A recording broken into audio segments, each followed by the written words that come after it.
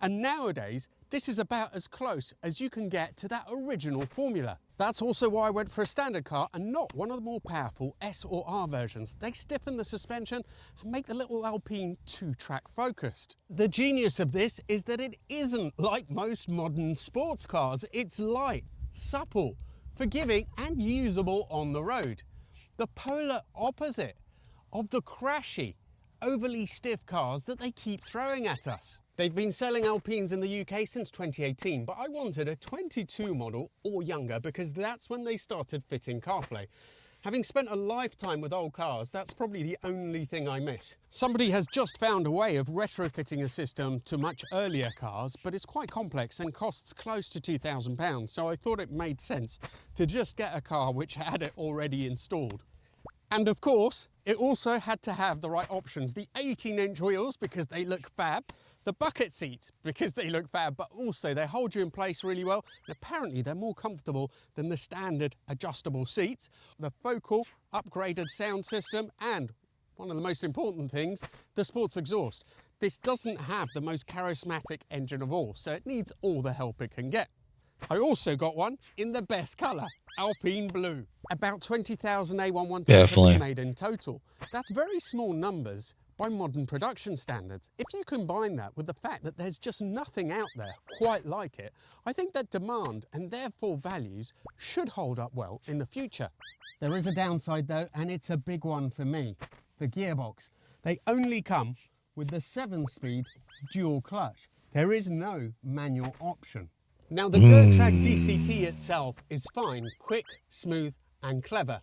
I'm the problem. Fashion accessory. I've always found that these flappy paddle gearboxes take away some of the involvement. With the manual, you're part of the action. With these, you're just a little bit more removed.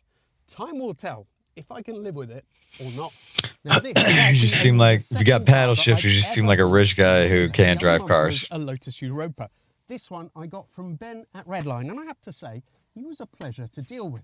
But even if you're buying from a dealer, you're buying a car as a fashion accessory at that point. For mine, and it came out clean. But just check out what could happen from this real-life report on a 911. It shows that this car had been driven and damaged in the UAE and then imported to the UK for sale. The report even includes before and after images. Use Car Vertical to avoid a nightmare car like this. I'm really, most importantly, see how it drives. So let's start it up. Sounds reasonably fruity really with that exhaust, but we're also going to put it in sport, which will make the exhaust louder, and I think the gear change is a little bit sharper. The suspension of course stays the same because it is passive. And put it into drive, and if you hold it down it'll keep it in manual. And let's go for it.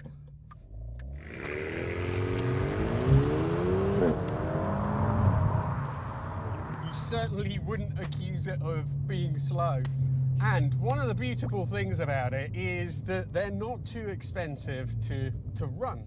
On a nice calm drive out, you can average 35 miles to the gallon really easily. And servicing isn't that expensive. It's mainly sort of fluids and so on. I think at 70,000 miles you have to do the auxiliary belts, but that's pretty much it.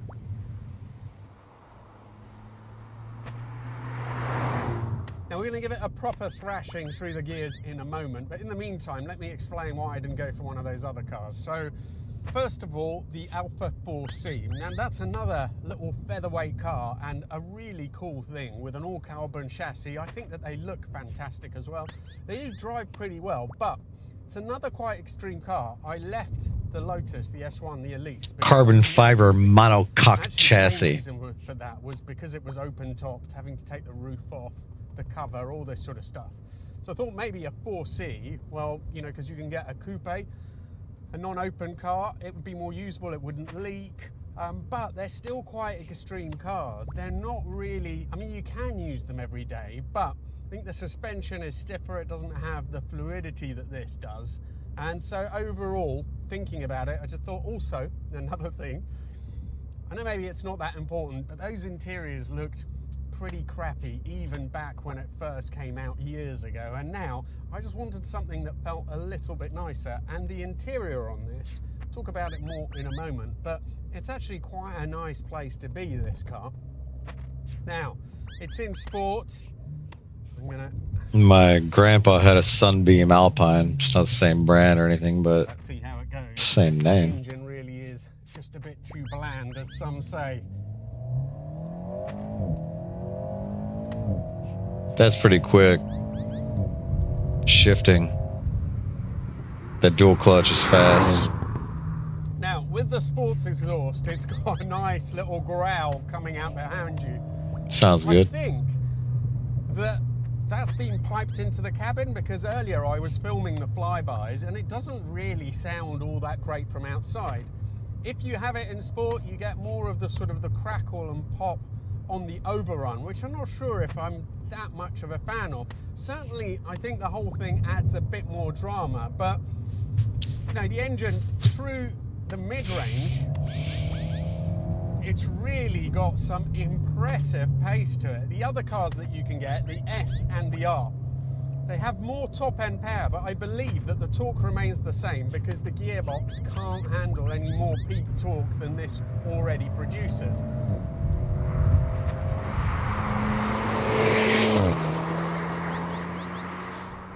To me, it feels absolutely plenty quick enough. I know you can map them, for example, so the ideal all-round car is the GT, which has this chassis but has the extra power and maybe some of the extra goodies that you get in the more top-end cars. But I have to say, I just don't feel like I'm missing out with this at all.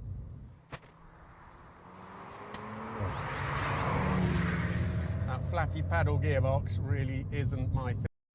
Yeah.